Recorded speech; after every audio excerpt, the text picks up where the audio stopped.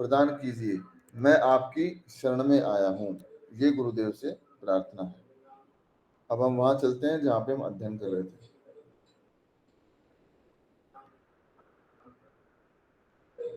हाँ, इसमें पिछले चैप्टर में हमने देखा था कि चैतन्य महाप्रभु भगवान कृष्ण स्वयं है जो कि भगवत भक्ति और भगवान का नाम विशेष रूप से देने के लिए आए थे, और उसका महत्व बताया कि इसी नाम से परम सिद्धि प्रेम तक प्राप्त होता है। फिर इसमें इस चैप्टर में महाराज जी ने बताया कि इस युग में यानी कि कलयुग में नाम की विशेषता इतनी ज्यादा क्यों है, उसके बारे में हमने देखा अलग अलग शास्त्रों से। श्रीमद् भागवत, श्री विष्णु रहस्य, विष्णु पुराण, स्कंद पुराण, बृहन्नारदीय पुराण, विष्णु धर्मोत्तर, इतने शास्त्रों से महाराज जी ने अलग अलग श्लोक लिखे और बताया कि देखो लिखा हुआ है सब जगह कि कलयुग में केवल नाम से सिद्धि हो सकती है, दूसरा कोई उपाय नहीं है। ये हमने कल कर लिया था। अब चलते हैं आगे। अगला चैप्टर है श्री कृष्ण नाम की महिमा। अब वो चैप्टर था कलयुग में भगवान के नाम की महिमा। कलयुग में नाम की महिमा क्या है और नामों में भी कृष्ण नाम की क्या महिमा है, तो कृष्ण नाम की महिमा हम इसमें पढ़ेंगे। आगे बढ़ने से पहले हम सब लोग मिलकर गुरु महाराज के चरणों में दीनहीन होकर प्रार्थना करते हैं। इस ग्रंथ में जो भगवान के नाम की महिमा लिखी है वो हमारे समझ में आए, उसका असली भाव जो महाराज जी ने जिस भाव को लक्ष्य करके ये ग्रंथ लिखा है वो भाव हमारे हृदय में प्रकाशित हो और हमारे हृदय में वो डटे, ताकि उसका हमें पूर्ण लाभ प्राप्त हो सके।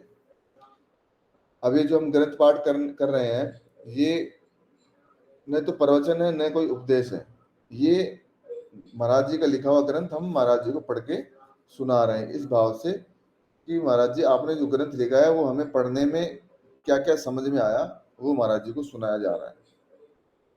शुरू करते हैं।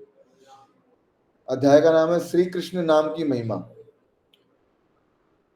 इसमें महाराज जी ने सबसे पहले एक ये सर्वज्ञ मुनि के द्वारा कहा गया एक श्लोक लिखा है। क्या है ये? अलम अलम इयमेव प्राणिनाम पातकानाम निरसन विषये या कृष्ण कृष्ण इति वाणी यदि भवति मुकुंदे भक्तिर आनंद सांद्रा विलुंठति चरणाब्जे मोक्ष साम्राज्य लक्ष्मी ही। इसका मतलब हुआ कृष्ण कृष्ण इस प्रकार उच्चारण करने वाली वाणी है, यही प्राणियों के पातकों को दूर करने में पूर्णतः समर्थ है।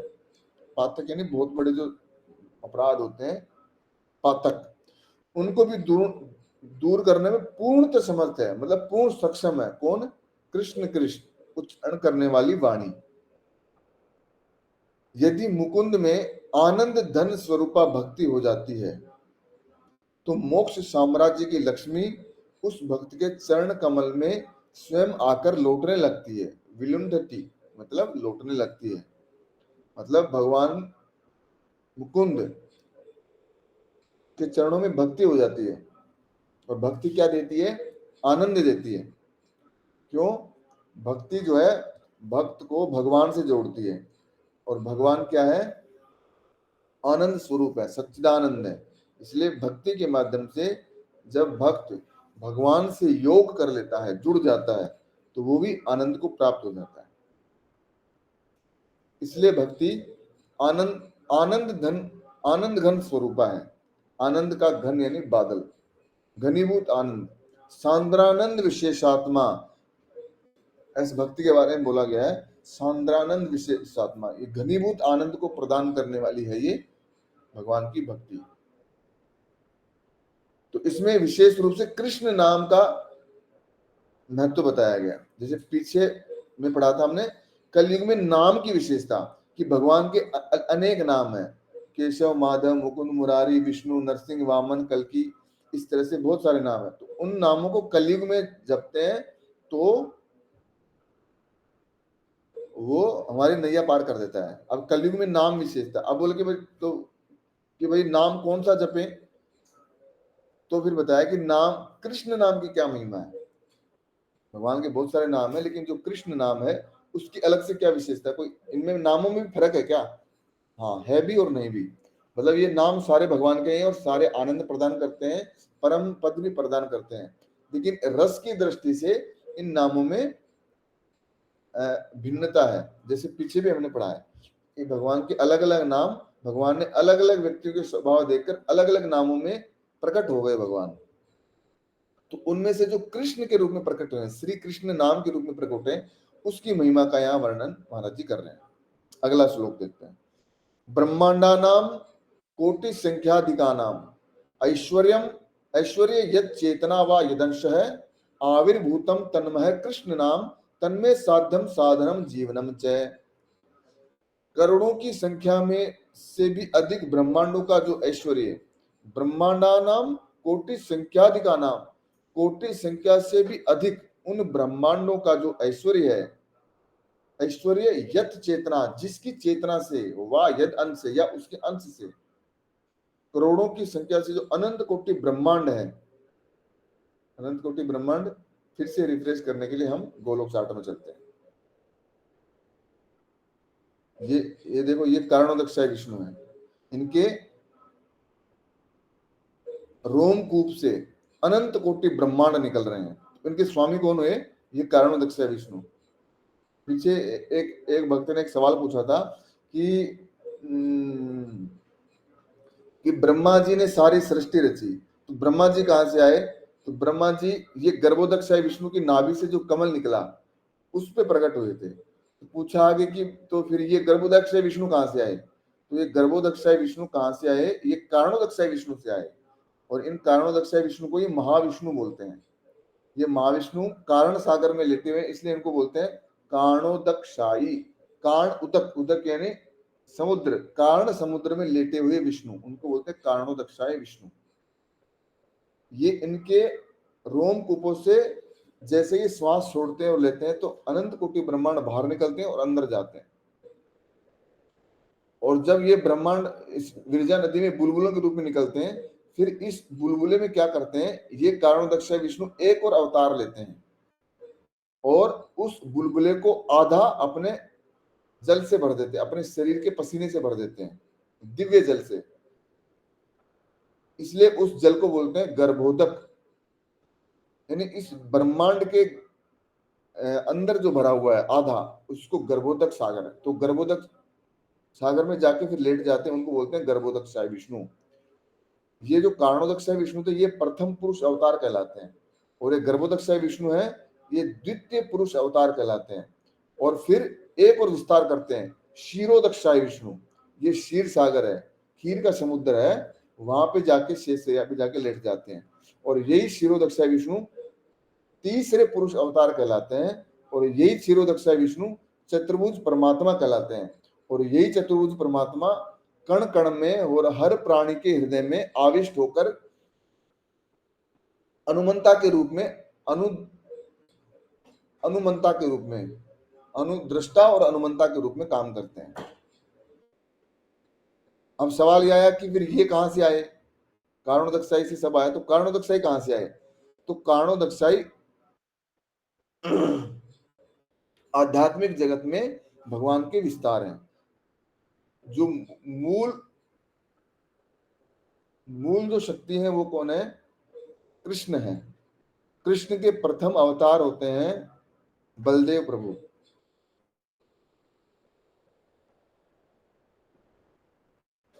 बलराम जी जिनको बोलते हैं, बलराम भैया।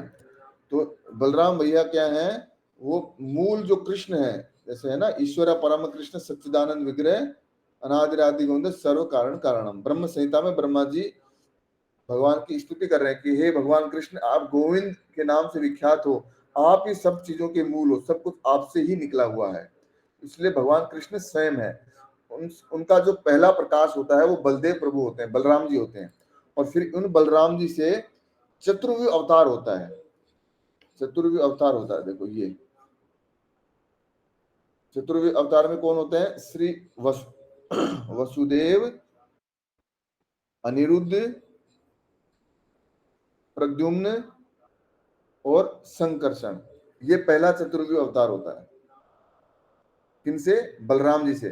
कृष्ण से आए बलराम जी और बलराम से आए चतुर्व्यूह अवतार वासुदेव और मूल संकर्षण, प्रद्युम्न और अनिरुद्ध। फिर इन मूल संकर्षण से और एक अवतार होता है नारायण, और फिर नारायण से फिर चतुर्वी अवतार होता है वासुदेव, फिर महासंकर्षण, प्रद्युम्न और अनिरुद्ध। तो जो पहले संकर्षण आए थे वो मूल संकर्षण है, और जो ये आए हैं वो है महासंकर्षण। और महासंकर्षण का अवतार ये होते हैं कारणोदक्षाय विष्णु, और जो प्रद्युम्न और अनिरुद्ध के अवतार होते हैं वो ये होते हैं गर्भोदक्षाय विष्णु और क्षीरोदक्षाय विष्णु।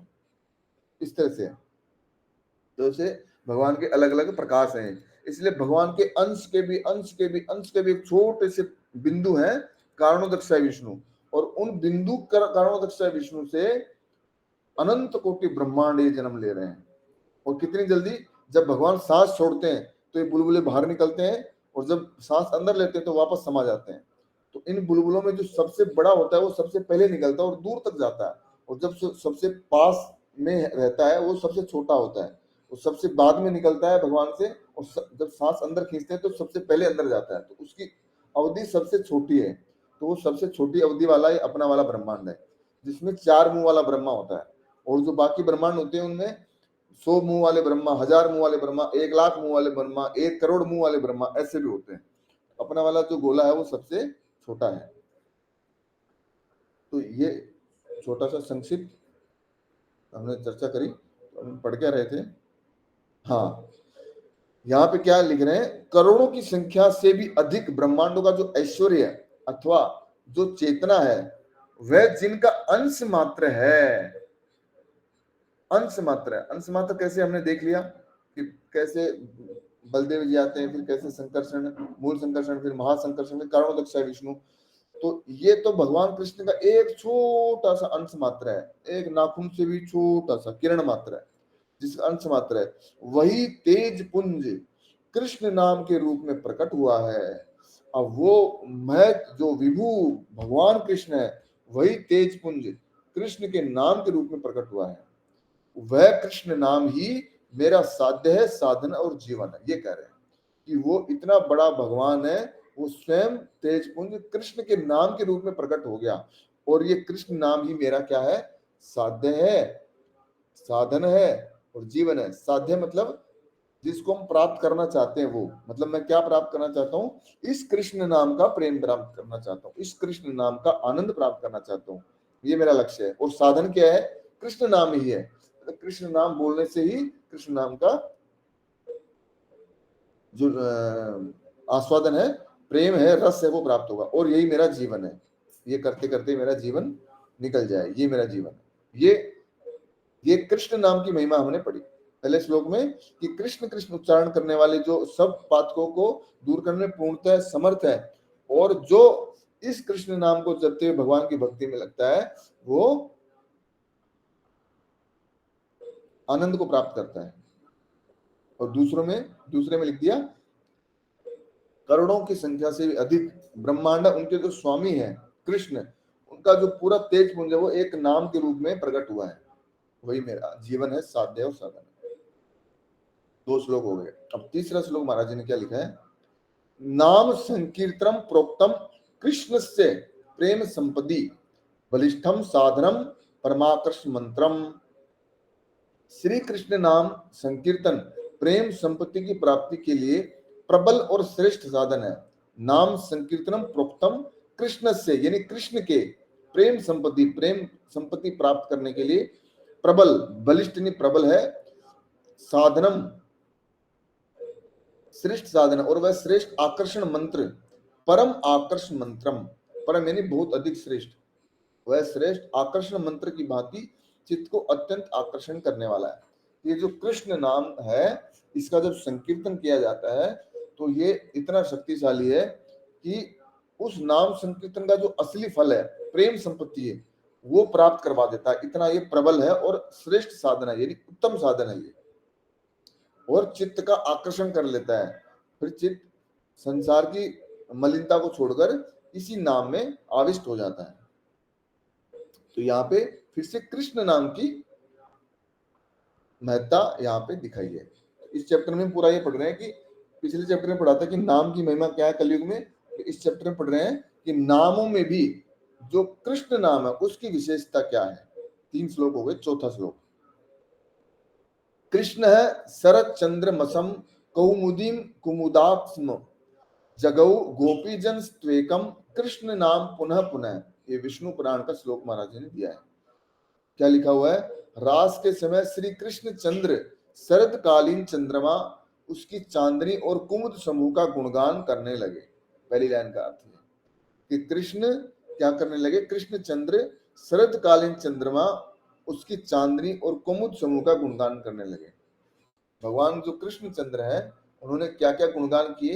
एक तो शरदकालीन चंद्रमा, शरद पूर्णिमा पर रास होता है, उसमें शरदकालीन जो पूर्णिमा का चांद होता है उसकी, और उस चांद की चांदनी और कुमुद समूह, इनका तीनों का भगवान कृष्ण क्या करने लगे, गुणगान करने लगे। कब, रास के समय।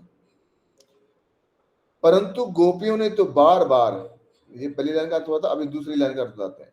परंतु गोपियों ने बार बार केवल एक श्री कृष्ण नाम का ही गान किया। ऐसे क्यों बता रहे हैं कि सुखदेव गोस्वामी ने गोपियों को सर्वश्रेष्ठ भक्त बताया है, गोपी भाव वरीय लिखा है भागवत में, और महाराज जी ने बार बार बोला है कि भजन करो तो गोपियों के जैसा। तो क्यों बताया जा रहा है कि गोपी सर्वश्रेष्ठ भक्त हैं, इसका मतलब वो सबसे ज्यादा अकलमंद है, उनको सबसे ऊपर की वस्तु पता है। तो उन्होंने क्या किया कि कृष्ण तो इनकी गुणगान कर रहे थे, शरदकालीन चंद्रमा और उसकी चांदनी और कुमुद, लेकिन गोपियां जो कि सर्वश्रेष्ठ भक्त हैं, जो कि भक्ति के रहस्य को जानती हैं, उन गोपी भक्तों ने क्या किया, केवल एक श्री कृष्ण नाम का ही गान किया। तो मैं तो बता रहे हैं कि जो सर्वश्रेष्ठ भक्त हैं, जो कि हमारी आराध्या है, वो कृष्ण नाम का गुणगान कर रही हैं। इसका मतलब हमें भी कृष्ण नाम का गुणगान करना चाहिए। 4 हो गए। अब आगे चलते हैं। सुकृदपि परिगीतम श्रद्धया हेलया वा भृगुवर नरमात्रम तारयेत कृष्ण नाम। इसका अर्थ हुआ श्रद्धा से, अवहेलना से, कैसे भी एक बार भी किया हुआ कृष्ण नाम का कीर्तन मनुष्य मात्र को तार देता है। इस श्रद्धा से, अवहेलना से, कैसे भी लो, भगवान का नाम लो, एक बार भी अगर लेंगे, तो एक बार भी कृष्ण नाम का कीर्तन करेंगे तो वो मनुष्य को तार देता है, इस मनुष्य शरीर का उद्धार कर देता है। अगला, श्री कृष्ण नामामृतम आत्महृदयम प्रेमणा समास्वादन भंगी पूर्वम यत् सेव्यते जव्वकाया विरामम तस्यातुलम जलपतु को महत्वम।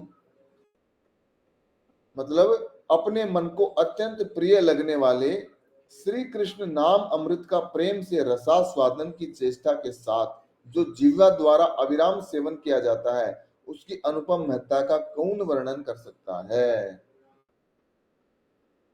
क्या लिख रहे हैं कि कितने नाम कैसे लिया जाए, अपने मन को अत्यंत प्रिय लगने वाला। एक श्री कृष्ण नाम क्या है, अपने मन को अत्यंत प्रिय लगता है। जैसे पीछे भी आया था कि ये चित्त को आकर्षण करता है। कहाँ पे आया था, ये रहा, वह श्रेष्ठ आकर्षण मंत्र की भांति चित्त को अत्यंत आकर्षण करने वाला है। ये मंत्र की भांति, मंत्र की भांति क्यों बोल रहे हैं, मंत्र क्या होता है, मन त्रायते इति मंत्र है। मतलब मंत्र वो है जो मन को त्राण कर देता है, मन को आकर्षण करके खींच लेता है, उसको मंत्र बोलते हैं। तो ये कहते हैं कि जो कृष्ण है ये मंत्र की भांति चित्त को अत्यंत आकर्षित करने वाला है। मंत्र का मूल है ये कृष्ण नाम।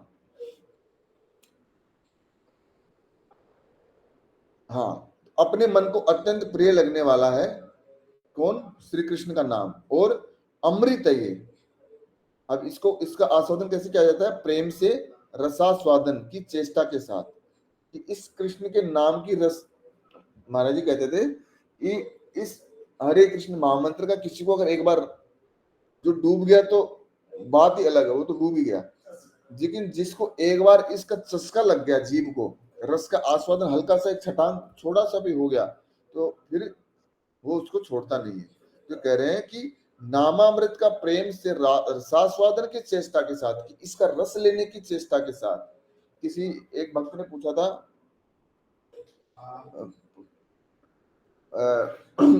गुरुजनों से पूछा था कि महाराज जी आप कहते हो कि एक बार नाम लेने से अगर मनुष्य को तार देता है तो हम बार बार क्यों रटें, 16 माला क्यों करें? आप कहते हो कि तेल की धारा की तरह लगातार जपो, लगातार रटन करो, ऐसा क्यों करें? तो बोले जब एक बार नाम लेने में इसका इतना फल है तो हम इसका रस क्यों ना लें? इसमें रस भी है, ये केवल मुक्ति ही नहीं देता, मुक्ति भुक्ति और परम सिद्धि नहीं देता, ये रस भी प्रदान करता है, आनंद प्रदान करता है। तो उस रस का आस्वादन करने के लिए हम लोग ऐसा करते हैं, इसको बार बार रटते हैं ताकि हमें पूरे पाप इसी जन्म में नष्ट हो जाए, मृत्यु से पहले ही उसका रस का आस्वादन करें। उसके कारण उस रस का आस्वादन करने के लिए हम इसको बार बार रटते हैं। तो रस का आस्वादन करने की चेष्टा के साथ जो जीवा पर अविराम, अविराम मतलब बिना रुके सेवन किया जाता है, इस भगवान के नाम की सेवा कैसे होती है, इसको रट के, जैसे हमने पहले भी चर्चा करी है कि हर चीज की सेवा करने का तरीका अलग होता है। जैसे गुरु जी की सेवा कैसे होती है, उनकी आज्ञा का पालन करके और उनके शरीर का ध्यान रख के। ग्रंथ की सेवा कैसे होती है, केवल बत्ती बत्ती फिराने से ही नहीं होती, बत्ती तो हम उसके लिए हमारे मन में उसके लिए आदर बुद्धि पैदा हो, उसकी कही हुई बात, क्योंकि जिसके प्रति हमारी आदर बुद्धि होती है हम उसी की बात मानते हैं। जैसे हम अच्छी अच्छी बात कई बार ऐसे लोगों से भी सुनने को मिलती है जो जिनका आचरण ठीक नहीं है लेकिन उनकी बात नहीं मानते, और वही सेम बात अगर कोई महात्मा बोले, कोई भगवत प्राप्त महापुरुष बोले, तो उनमें हमारी आदर बुद्धि, उनमें हमारी श्रद्धा है तो हम उनकी बात मान लेते हैं।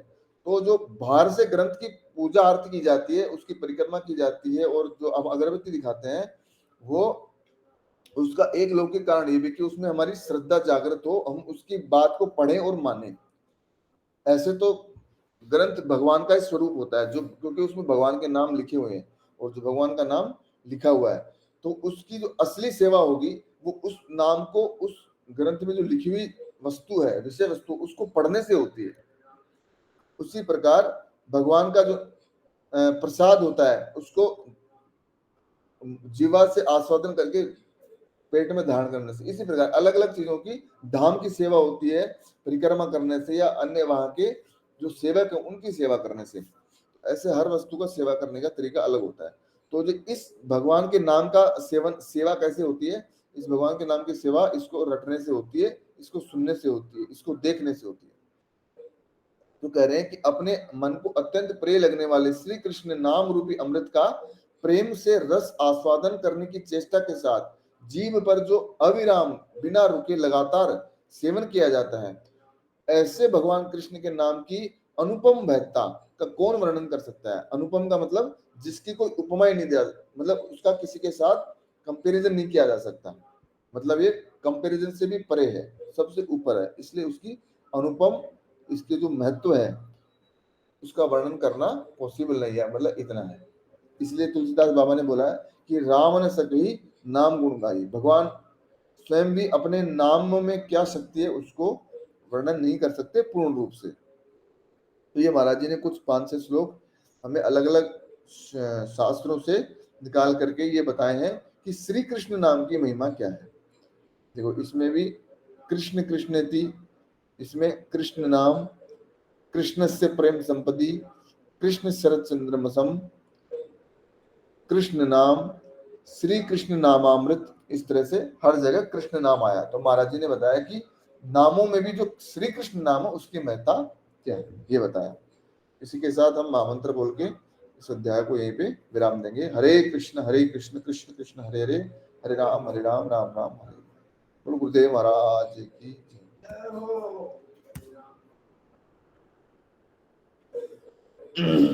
हरे कृष्ण। कोई कुछ कहना चाहते हैं तो कह सकते हैं।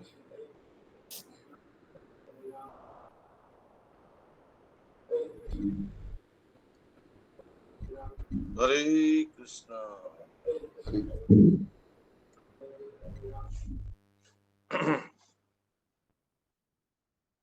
सोन का श्री सूत जी बारंबार प्रणाम।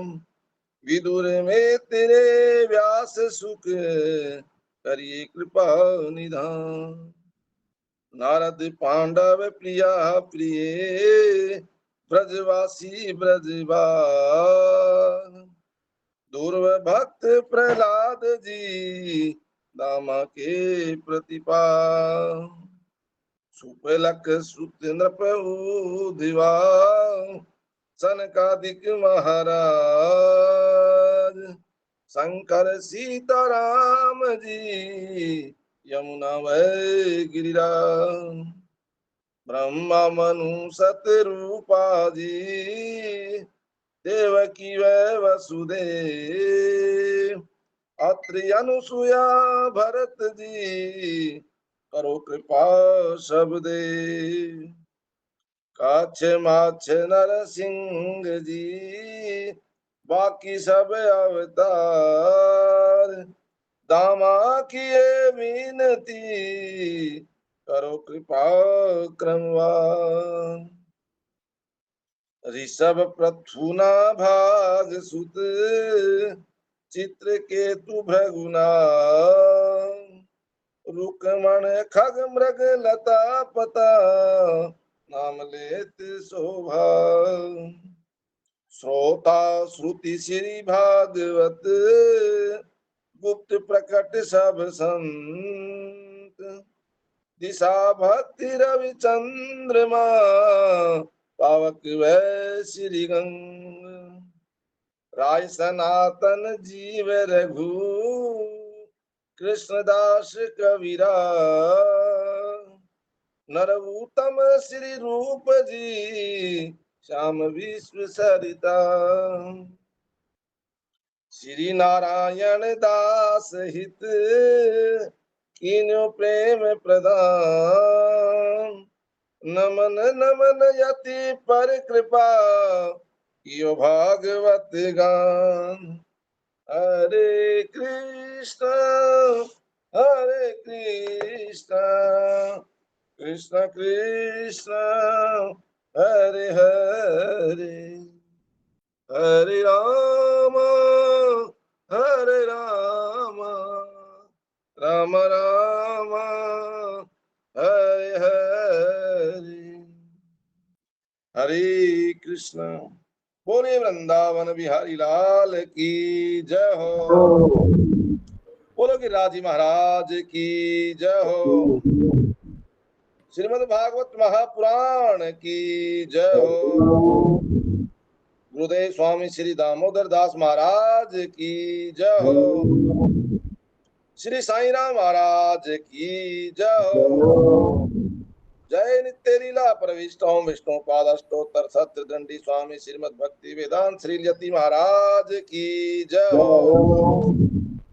जय नित्य लीला प्रविष्टों विष्णु पादष्टोत्तर सत्र श्रीमद् भक्ति वेदांत स्वामी नारायण महाराज की जय हो श्री श्याम कुंड राधा कुंड गंगा यमुना तुलसी भक्ति देवी की जय हो श्री जगन्नाथ बलदेव सुभद्रा जी की जय हो श्री यति नारायण भागवत कुंज की जय हो गुरु जी के ठाकुर श्री श्री राधा मदन मोहन भगवान की जय हो श्री श्री राधा मदन मोहन भगवान की जय हो राधा मदन मोहन भगवान की जय हो कृष्ण लाल की जय हो और निताई की जय हो श्री राम भक्त महाराज की जय हो संत श्री सवाई सुंदरदास जी महाराज की जय हो प्रकट सुल्तान हरि भक्तन की जय हो समागत भक्त की जय हो श्री श्री गौर प्रेम आनंदे हरि हरि हरि हरे कृष्ण हरे कृष्णा हरे आइए हम सब मिलकर एक साथ गुरु भगवान के चरण कमलों में प्रार्थना करते हैं कि गुरुदेव हमको अपराधों से बचा के रखें, आपके आदेशों का पालन हम करते रहेंगे। हरे कृष्ण महामंत्र जिह्वा पर लगातार चलता रहे। आपकी कृपा से आपके द्वारा लिखा ग्रंथ श्री कृष्ण नाम चिंतन को हम पढ़ रहे हैं, सुन रहे हैं और समझ रहे हैं। ये कृपा दृष्टि सदैव आपके अपने भक्तों पर बनी रहे। हरे कृष्णा, जय राधे। हरे कृष्णा। हरे कृष्णा। अति हरे सुंदर।